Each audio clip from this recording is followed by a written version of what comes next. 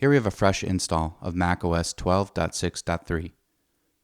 First, we want to ensure that our environment is up to date. The basic environment is. Let's install the command line developer tools. Click the Install button on the GUI prompt to move forward. Read the license agreement and click Agree if you so choose. Now the command line developer tools, part of Apple's Xcode IDE, are installing. The command line developer tools contain many useful executables, including Git. In addition to the value it provides directly, Git is also needed to install Homebrew and run installs with Homebrew. Git can also be installed via Homebrew, but we need Git in order to install Homebrew. This approach isn't going to work, at least not at this stage.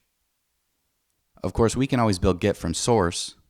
Doing so requires we have the needed build toolchain. An easy way to get that is to install the command line developer tools. Notice a pattern here?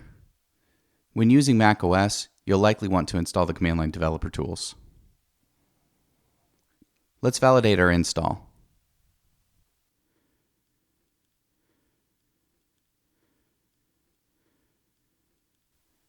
And more importantly, let's validate one of the installed executables. Looks good.